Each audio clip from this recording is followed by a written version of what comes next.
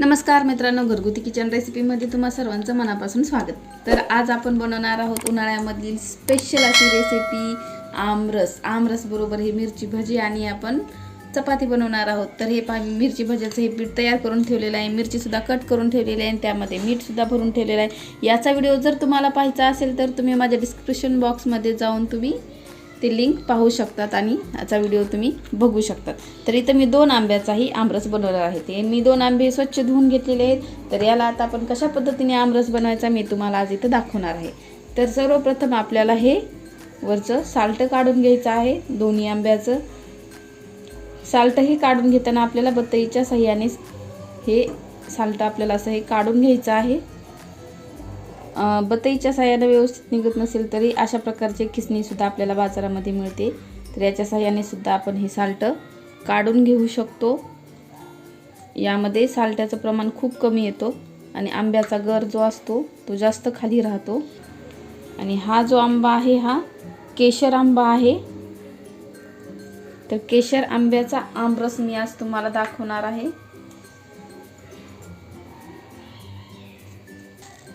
तर आता हे आपल्याला असा कट करून घ्यायचा आहे. हे असा गर आपल्याला यामध्ये टाकायचा आहे. पूर्ण कोईचा हा गर यामध्ये आपल्याला टाकायचा आहे.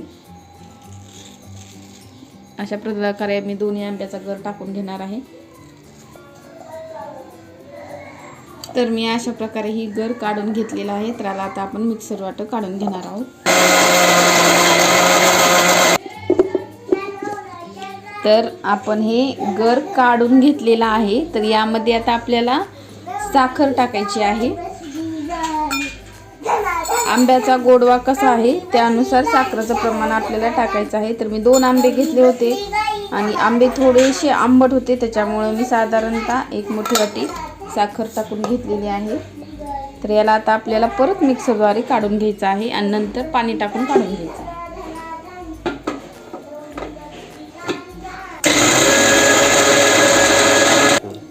तर मी आता याच्यामध्ये पाणी टाकून घेत आहे.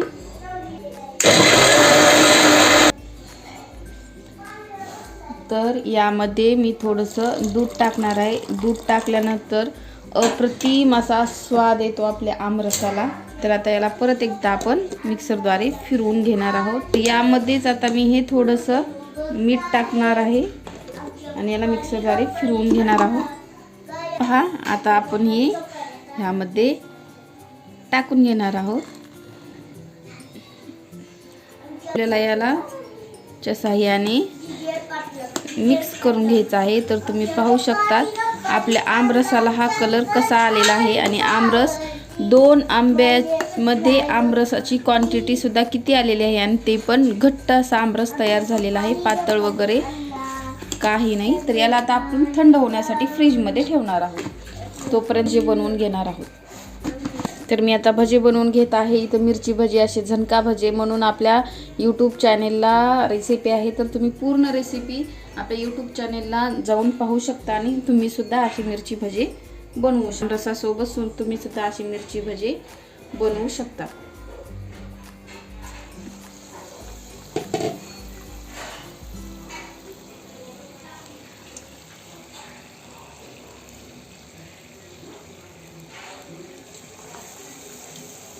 हे पहा मित्रांनो, भजे आपले संपूर्ण काढून झालेले आहेत. गरमागरम असे भजे रेडी आहेत. लगेच मी तसा हे पापड काढून घेणार आहे.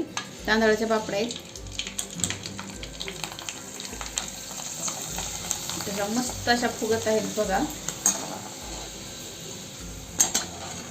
यासाठी आपण हे ताट सजवत आहोत. तर हे पहा इकडे ठेवलेले आहे 4 मिरची भजे, साधे भजे आणि गरमागरम पापडी ठेवलेली आहे. आणि इथं मी आज थंडगार असा मी आमरस टाकणार आहे.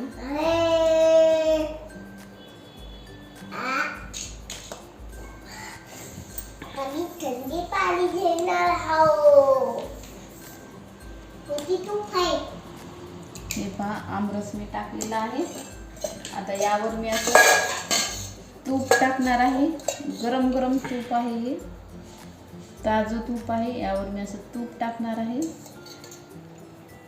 साधारणतः 2 चमचे टाकून घेणार आहे. सुद्धा बनवू शकतात खायला आणि किंवा चपाती सुद्धा बनवू शकतात. मी इथं बनवलेली आहे चपाती. तर हे पहा आपलं अक्षय तृतीया स्पेशल ताट तयार आहे. तर अक्षय तृतीयाला आमरस कसा करावा ही बऱ्याच जणांना प्रश्न पडतो, त्यामुळे मी हा खास तुमच्यासाठी व्हिडिओ बनवलेला आहे. त्यामुळे मित्रांनो सपोर्ट करा आणि चॅनलला सबस्क्राईब करायला विसरू नका, जेणेकरून मला पुढचा व्हिडिओ बनवण्यासाठी नवीन प्रोत्साहन मिळेल. तोपर्यंत मस्त राहा, स्वस्त राहा, महत्त्वाचं म्हणजे खात राहा. धन्यवाद.